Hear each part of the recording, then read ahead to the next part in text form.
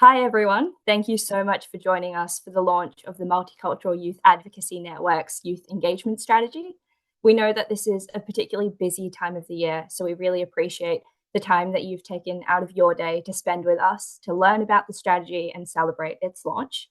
I would like to begin by acknowledging the traditional custodians of the land that I'm calling from, the Whadjuk people of the Noongar Nation. I pay my respects to elders past, present, and emerging. My name is Fatima. I was a member of the 2024 to 2025 MYAN Youth Advisory Group and helped inform this strategy. So it's my absolute privilege to serve as your MC for the launch today.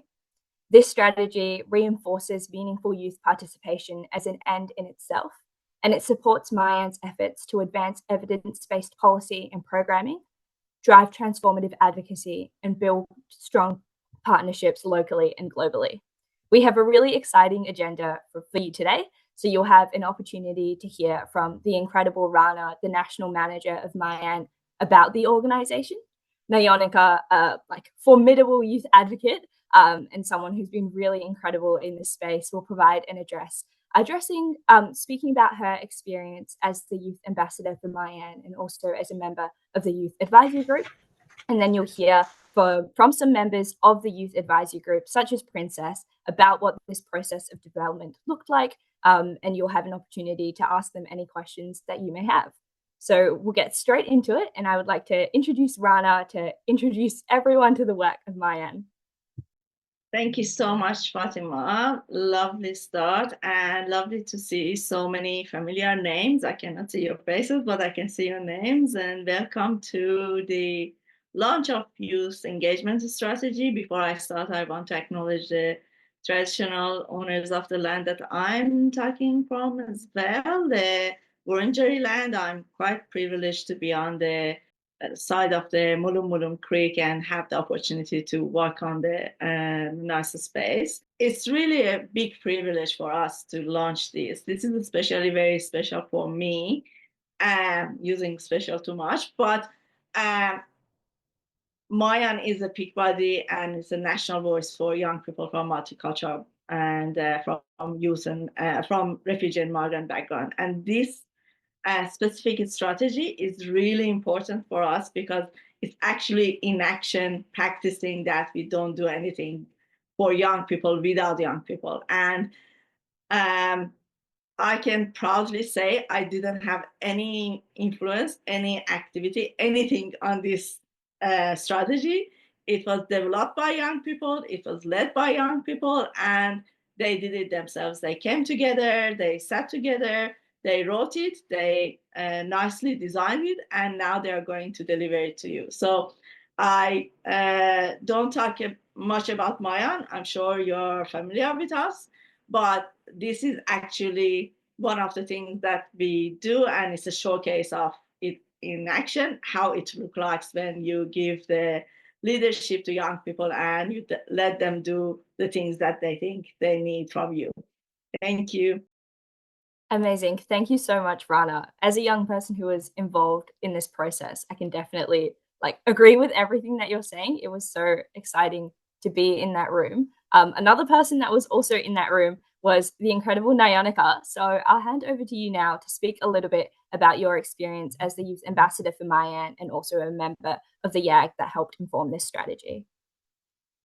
Hi, everyone. I want to acknowledge that I'm calling from Zaro country in the beautiful Eora Nation, or Warang in Sydney. The weather is good today, so I'm thanking everyone out there for good weather.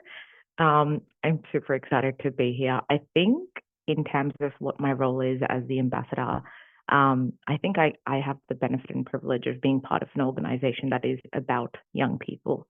And I think when you have young people from different multicultural backgrounds, we're often used to people speaking for us and people telling us how it should be.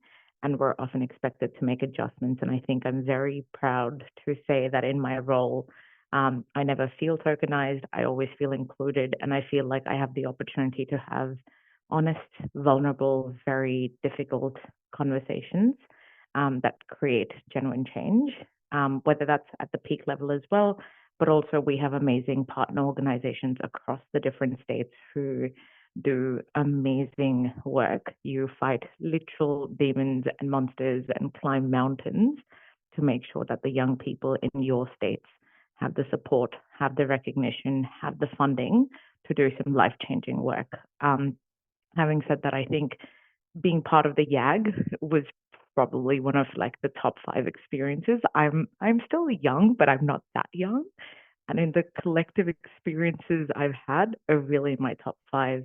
I'm amazed at how fantastic everyone in the YAG is. Everyone's super passionate. Everyone's very articulate. Everyone's super kind. So I think to see that, when you have frustrating life experiences as a young person, all of these people have channeled that frustration into kindness and generosity, which I think are absolutely formidable experiences. And I think it's just, even if you were a fly on the wall, you took away so much from those meetings because the young people are just absolutely amazing. And thank you, Fatima, for hosting so beautifully. Amazing. Thank you so much, Ionica. So, Princess, would you like to introduce yourself before we get into some questions? Yes. Hi, I'm Princess Kasache. I'm studying Bachelor of Mechanical and Mechatronics Engineering at UTS. It's my first year. I don't know. And I love doing youth advocacy work. Yeah. Fantastic. So I'm going to ask you some pre-prepared questions, and then after that, we'll open it up to the floor. So if anyone in the audience has any questions that you would like to ask Kate or Nyonika or Princess, please feel free to pop them in the chat. So my first question for you, Princess, is what were some tangible outcomes of your work in the YAG, and how did you feel that the youth engagement that you participated in was meaningful? Thank you. I think the first thing I'd think of is I'm a very practical person, so I want to make sure that when I'm in a space or in a role, I'm not just taking up a space, but there's actual change happening, or there's some actual, there's proof of work being done. And I think for me, the very, cool thing that I got to do was host the information session regarding breast cancer screening in women. And I think it was so cool to see the ladies who came to that meeting not just want to be there for the voucher or the gift card, but they really had questions to ask and they took full advantage of that opportunity. To me, that really confirmed that people do need those opportunities. I just want you to provide them with that chance. And for me, that was so cool and interesting.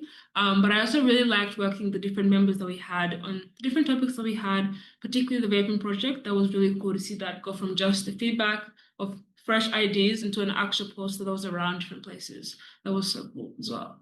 Yeah. Thanks, Princess. Nyonika, do you have anything that you would like to add?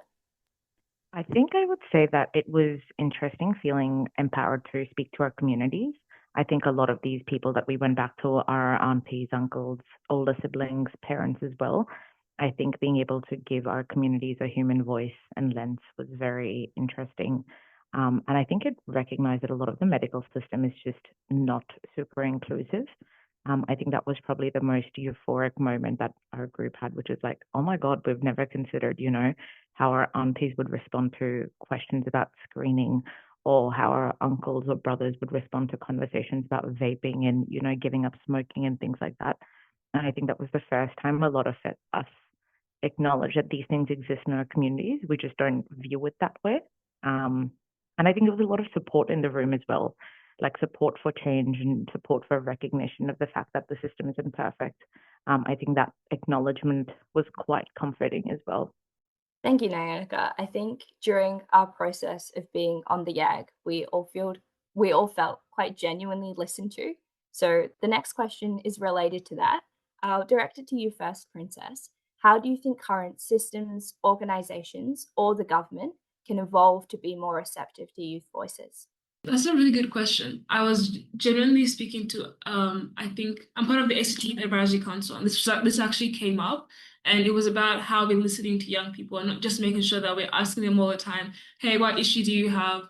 Or going to them and basically making them to spill their hearts out to us and then doing nothing about it.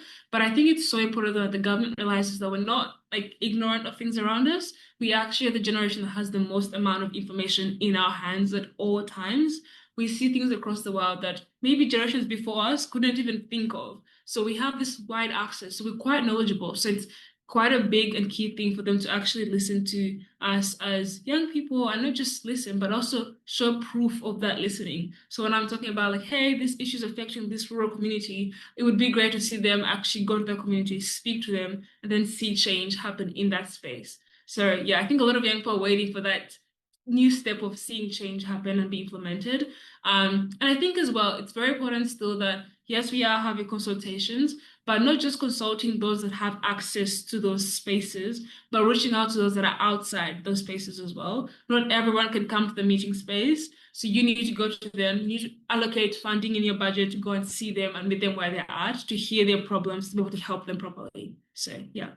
Thanks, Princess. I know, Kate, you were instrumental in creating the process of the YAG and how we all engaged with the process. Do you have anything to add around how systems and organizations can evolve to be more receptive to young voices? Thank you, Fatima. And hi, everyone. I'm Kate. I'm the Community Development Officer at MYAN, and I have worked really closely with the YAG the past year and a half, so beginning 2024. And for context, the YAG are talking about a couple of health projects that they worked on, and they were actually taken on board in that context. Like, we had promotion of cancer screening in multicultural communities that they worked on, and a whole campaign around that, and then sharing the harms of vaping and the new laws around vaping that came in Australia in last year.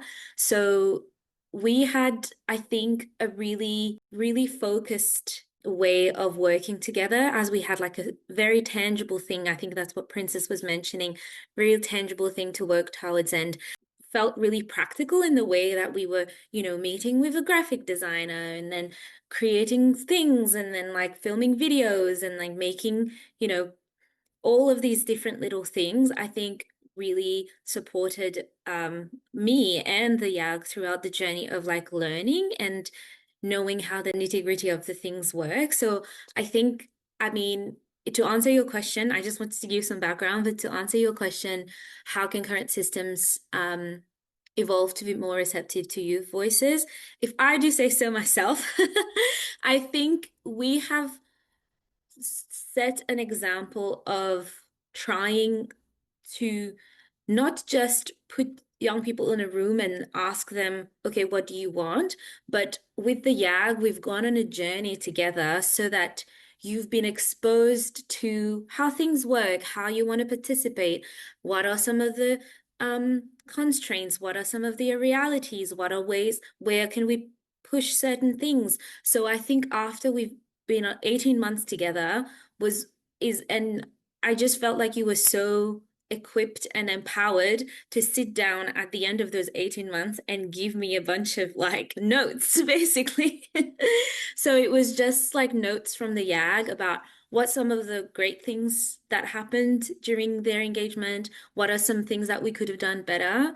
And it was my job and MYAN's job to listen to the feedback, positive and constructive, and try to implement that into a new strategy, which is, I think, reflects the way that you want to work with organizations. So so just to conclude, I guess, look at our engagement strategy and trust that it comes from young people, and maybe that can be a really good way to see how some of the things that young people have asked for, how other organizations, how the government, how different agencies can implement some of those things. Thanks, Kate. Nayonika, is there anything that you'd like to add for this question?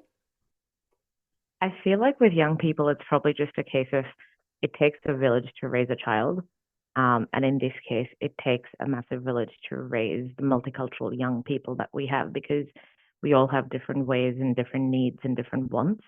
And I think MYAN really is a testament of how it shows up in very multiple ways and responds to everything individually. Because I think the biggest thing that you hear from government when interacting with young people is that you ask for too much, you ask for too many different things, and it's really hard and it's limited to provide all of this.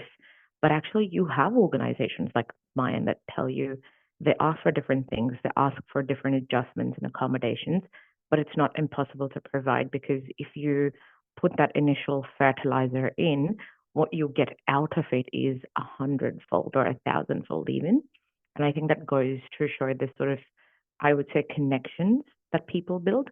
And I say this very consciously, knowing the fact that the word community is often thrown around in the space that we are in. What does community mean, right? But I feel like community is nurtured through connection, through repeated warmth and reassurance and showing up. And I think MYAN does that. And it is a testament of the kind of connections both current MYAN advisory group members have, even alumni have. I'm so happily in touch with all of the other people I've worked with over the years. And there's a warmth and there's a camaraderie that people take. And I think that government or councils or just decision-making bodies can learn that diversity of requests is not a bad thing. It doesn't mean you're scattering your approach. It means that you're considering how different communities operate differently and you're respecting them. If you meet them where you're at, you respect how community is inviting you into their practice and it's not shutting you out. And I think if we can reframe how we view difference or how we view needs, it creates an opportunity for government to recognize that actually it's not a difficult thing.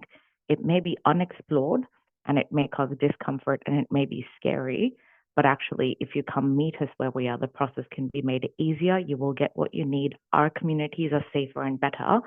And at the end of the day, from an economic perspective, that is much better as well, because you have communities that are collaborative and there's no internal or external competition.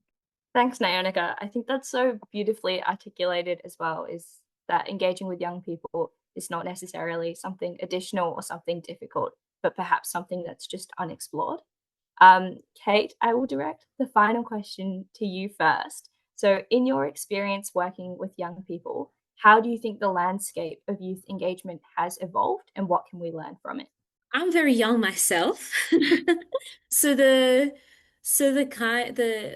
the same age. So actually, I think that's the point that I want to highlight in terms of how I'm assuming it has evolved, because I'm quite young myself and it's not like I've seen decades of evolution in the sector or anything like that. But what I do feel like is important now in the youth engagement and youth participation space is that it's being led and by young people, and young people are being trusted to really be the thought leaders in the area of youth engagement and youth leadership. I think that it's part of walking the talk. Is that the expression? I think that's probably what I feel has evolved maybe, or is really supporting how this whole system works, is trusting young people to go on a journey and learn and understand how things work and build community with others, and also understand how the approach is not homogeneous. I think that's how the change is really going to come if we share the power, and accept that young people have the lived experience and the expertise to be able to build something quite relevant to the times and to what the needs that are current. But yeah, that's me. Thank you, Kate. Nyanika or Princess, do either of you have anything that you'd like to add? I think I just kind of follow up with what Kate said, but I think just even the fact that we have this kind of conversations is kind of proof that we are going somewhere in the right direction. And I think it's key to seeing even the different strategies that are coming up. It's just proof of more work that's being done to listen to young people. Obviously, there's always more to do, but I think it's just in the right direction overall. So yeah. I think the only thing I'd add is I'd encourage organizations to be comfortable with making mistakes. And I think what I mean is MYAN was the best example of that, which is we were doing the YES strategy, and within the YAG as well, all of us, because we come from different age groups and different backgrounds as well, had very different lived experiences. And so as a result, we had very different approaches or reasoning. And it also comes down to individual risk appetite. How much risk people are willing to take, how much risk your organization is willing to take as well. I think they're very pragmatic considerations to make. But I think what really helped was knowing that there was no such thing as getting it wrong with the community. You don't get people wrong. People being right or wrong is not a moral decision we're making. It's just a different approach. And some approaches work for maybe a generation or a certain community or a certain linguistic group or a certain gender or a certain demographic, but it doesn't make it the wrong approach. So I feel like if we can take that, what we've done is right or what we've done is wrong, until obviously some things are just absolutely troublesome, we don't go there. You can be a little more experimentative with what you do as an organization. And I feel like when you have that slightly more expanded risk appetite, young people feel a lot of the reassurance. Like in very classical case, young people love the positive reinforcement, they love the backing, they love the reassurance. So if as an organization you can take away those right or wrong labels and give young people the backing to sort of explore things differently, to let disagreements sit concurrently. They don't have to be mutually exclusive, as long as you can create space for multiple views within the organization as well, but create an overall expectation of respect. I think you can do so much more. And I think if organizations can start exercising or developing that muscle for discomfort, it will create a massive change in this space, and the government will have like no other choice but to listen to organizations. Thank you all for those responses. I feel like I gained a lot from listening to them, and I'm sure our audience probably had a few takeaways as well.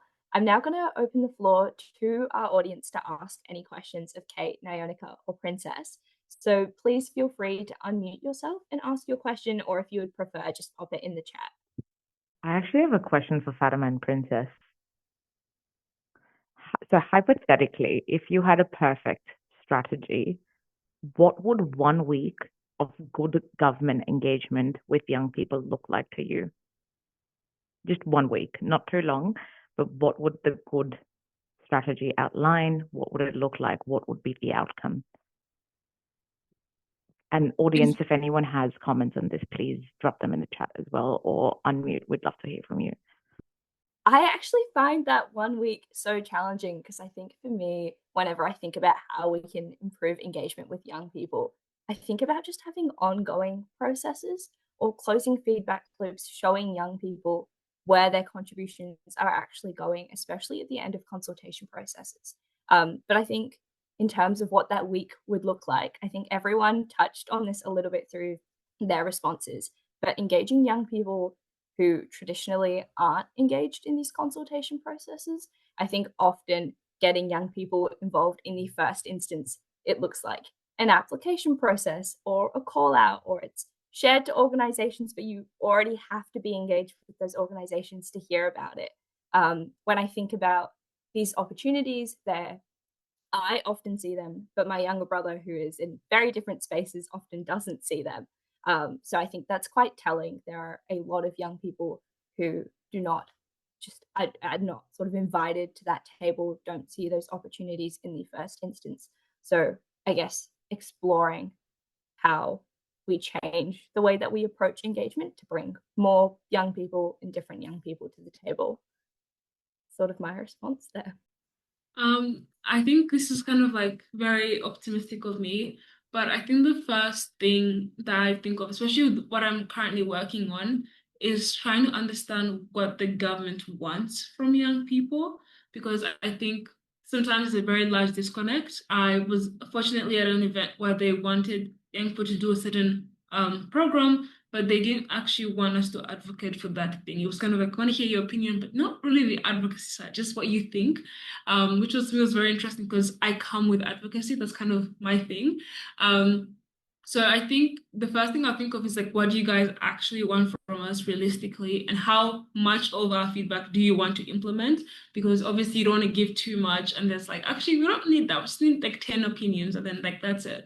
So yeah, definitely what the government wants and how they plan to implement it, but as well an accountability strategy. Like I really want to see like people in government be held accountable, and to me that's very important. So kind of working with different sectors to kind of develop realistic but accountable ways of realistic systems of holding different sectors accountable and also reviewing how we spend money, because sometimes it feels like there's certain areas of our communities that are lacking resources or lacking need, and it's like we're overspending in another. And obviously, we have experts in these areas who are looking into these things quite carefully. But I think it's quite a good thing to review and realistically ask the public, what do you guys actually need, and what are we spending too much time on? So yeah, I'm trying to think, but that was what I could think of very quickly. Yeah. No, I love that. So I feel like, Fatima, you're throwing it out to the marketing and the sector development and the youth development and the organizational development folks out there that don't just think about the young people who interact with you, think about the young people who don't, and why don't they? And Princess, you've covered this great aspect of, if you're interacting with us, is it meaningful? Is it actually going somewhere? Or are we just sort of, DEI poster faces, just to rubber Exactly. stamp what you've said? Yeah, awesome. Oh, I can see that we've got a question from the audience. Would you like to introduce yourself and ask your question, Selena/Laura? Hi, I'm Selena's partner. So my name is Laura. I work in manufacturing and I'm in HR. This is like the first time I've sort of, just jumped on to have a look, because Selena's very passionate about sort of youth and the sector. But I want to know, for you guys, you guys are the representatives and the voices of group of youth. What sort of support do you guys need or want as individuals doing this kind of work at your stage in life? What would be supportive for you guys as you navigate through these challenges of engagement and sort of collaborating? Because I can hear that there's a lot of reflection going on within your group of the cohort experience of doing this. So yeah, really interested to understand that, and I guess to understand that from a perspective of someone who's in their early 40s, but trying to see what sort of support that we can give to people like yourselves. I can see your hand is up, Nyonika, if you want to give a response first. One word, money. And I say this in a way, not just money because we need money to do things or pay people, but money because the projects have to be funded, money because we need to pay people for the lived experience and the young people expertise and insight, and also because we need more big teams. Like, I know Kate is a one-man superhuman show, like one person superhuman show, and I feel like that often means that people are stretched thin between resources. Our CMY colleagues will probably be able to speak to that as well. And I think it's one of those things where if you have more funding, it's not that we don't have the skill or the intelligence or the capacity. We just don't have enough funding to get things going. And the funding that you receive has a time stop. It's usually 18 months. Nothing is realistically delivered in 18 months. The shorter the funding gets, the harder it is to actually have a data set that you can look at and make reasonable comments on. So 3 years, 5 years, always a good way. I think that, but I'd love to hear from other people. And would you want to go next? I don't have anything else specific to add. Is there anyone else that would like to? Because I see that there are more questions in the chat as well. So Princess, is there anything that you'd like to add? I don't remember what the question was, but I think the key thing is, like, with all consultations, I think it'd be nice to make it kind of clear what, again, I think I'll just say this multiple times, but like what you're seeking out of those young people, so that they're not, I guess, maybe raising their standards too high over something, or oversharing in a way that is not, I guess, safe for them, but just making sure that it's like, hey, we're actually using this information to do this. This is how you'll be acknowledged, or if they would be acknowledged at all in that process as well. But yeah, just making sure that there's full of like, it's really clear from the beginning to the end what's going to happen with the information that you're taking from them, and making sure that those who are engaging with young people are actually being thoughtful of the whole process, and not just kind of being like, oh, these guys have time, they're going to share, but being respectful of their time as well and how you're going to engage with them. I think is quite key and important as well. Yeah. Amazing. Another question that we have in the chat is what kind of strategies, what kind of strategies do you implement to make sure you're giving voices to all different groups or young people equally? I think the first thing I'll just say is kind of what Nanika touched upon, just making sure the programs that are designed to help young people and kind of have long-term goals or have some long-term plans along with them. Because obviously, like as you mentioned, nothing short-term is going to be very effective. And I know some of the different causes that have brought up things like racism and like bullying and all that at schools. Having like the one semester program at a certain organization isn't going to change that, but make sure they have some sort of long-term sustainable goal or system in place, will actually see change in that place. I think that's kind of the main thing I could think of for that. Yeah. I'd like to jump in as well. I can see Nayanika, you've answered the question in the chat as well. I've understood it differently. Like, I think you answered to how all different people in a group can be heard equally, but I sort of understood it in terms of like focus areas related or issues related to young people. How can we, things that may affect one group of young people more than the other, like how can we equally address them? And I guess the concept of doing that equally is probably very difficult to achieve or measure in any way. So from what I've learned is to just take the opportunities that are coming to us. Like, for example, I think that if there's an opportunity or some funding or like a project happening in a specific, like we did health, for example, to just like know how to identify different opportunities and see how these can be made inclusive for all kinds of people and all kinds of topics, because the world isn't a perfect place where we can make sure that everything is done perfectly, but we can make the most of the opportunities and the resources we have to try to push forward like better engagement in general. Lena, welcome. Thanks for joining. I'll let you introduce yourself. Actually, I was about to do that, but I'll be quiet now. You go. Thank you. Hi, everyone. My name is Lena. I was also part of this amazing group of young people, part of the MYAN youth group. I sort of do youth advocacy, and I like travel around Australia and overseas and talk about having young people in decision-making tables. So this topic is very close to the work I do. Um, I think when I thought about strategies, what I realized being in the youth advocacy space is that young people sort of bring different skills and different things that they're sort of really good at, and sort of is very special to them. Like a lot of youth advocates are really good at speaking and talking and going in front of people and really connecting to people. Other young people are great at storytelling. And so advocacy sort of, in my eyes, happens in so many different ways, where that's through like poems, stories, speaking on panels, like um, talking to different people at different levels, using sort of creative ways to sort of connect with people and sort of work through different issues. So I think in terms of strategy, I think it's accommodating to young people. If governments and sort of organizations are able to accommodate to young people's needs, but also at the same time sort of highlight what they're sort of really good at and how they sort of advocate on different issues. So if there are storytelling platforms for young people who are really good at telling stories and connecting to people, or if there are platforms for young people to go on board meetings and to talk to MPs because that's sort of what they're passionate about and that's what they're really good at, is really good, because we don't sort of put young people into these groups, or we don't just put all these young people who have so many different skills that they're good at in sort of like in sort of one board meeting, and we sort of like give them the opportunity to sort of do what they're really good at. So I think that was a strategy that could be used. Yeah. Amazing. I think my only sort of addition to the responses that we've heard is I think there are so many organizations that are already doing fantastic work, and that partnerships can be really powerful in ensuring that we reach as many young people as possible.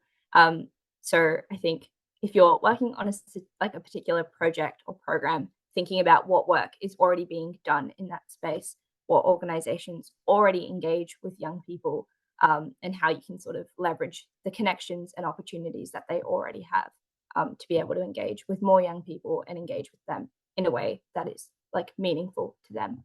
I can see another question in the chat.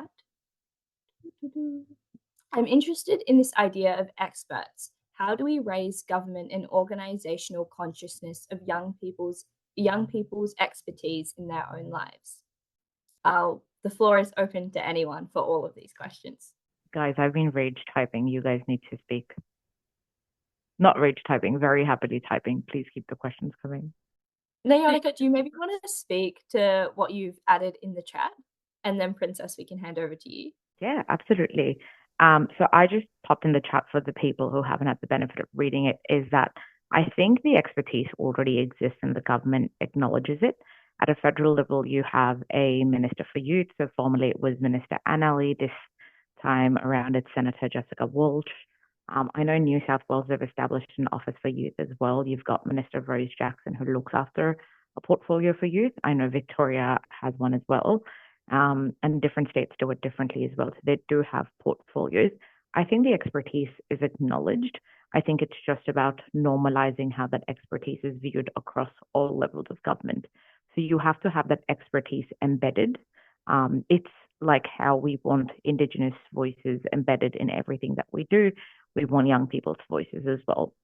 And I think the more, well-rounded and well-considered any decision is, the easier it will be. Because if you have a young people's voice, if you have an LGBTQI plus voice, a voice for people with disabilities, a First Nations voice, the whole impact will be felt across the board. It won't just be limited to different groups as well. So I think it's just about rallying and pushing your organizations to create space for what would a youth voice say. When you have, briefings with ministers, encouraging them to consider any policy area and also encouraging them to think about what would young people in this group affected by this policy area think as well. And I think when you normalize that piece, you don't really have to create that separation, but you have consideration for how it affects a different group altogether. I think I'd probably just say, I think as you kind of mentioned already, the idea of partnerships is kind of where this kind of came up to me in my mind. But in the sense that a lot of time, obviously, we have adults who've been in different industries or sectors for like tens of years or like a long period of time. But obviously, they may not have the experience of the young person who's on the ground, who's going through the issue themselves. And obviously, a young person might not have the experience or the expertise of that person who's studying the area or researching or whatever. But I think it's that partnership between them that can actually be quite impactful for their different communities, because obviously each community has different needs and different wants. So if you have that partnership between, the experts and the young people being like, hey, this is what our studies are showing, this is what we're finding out, and like, this is what I'm actually experiencing on the ground, that collaboration is probably the best way to then solve different issues in different communities. So, yeah. Thanks, Princess. I think on the flip side of that, potentially, I think young people might not recognize that like their experiences or their insights make them experts, because they might just like, it's just their life. It's just what they do. Maybe they are like involved in their local sports club, but they don't see themselves as a leader, or as an advocate or someone who can drive that change. So I think there's also some space to sort of support young people in recognizing the value that they can bring. I think that was something that Kate did such a fantastic job of throughout our experience on the YAG, making us all feel like very seen and heard and genuinely listened to, and feeling a lot of appreciation for what we were bringing to the table. I'm gonna see if we have any more questions. Okay, I've found one more. So on the topic of getting more young people to engage, how do organizations and government best engage? What incentivizes engagement, and what format is the best to engage? I will just open up the conversation on that one as a young person myself and as a young person who engages other young people. And then I'd love Princess or Lena to jump in as well, anyone else who has any ideas. But I think what I try to remember is young people have so many things going on. They have jobs, they have lives, they've got responsibilities, they've got school, they're at uni, they're doing like so many different things, and it can be very difficult to just manage to really focus in the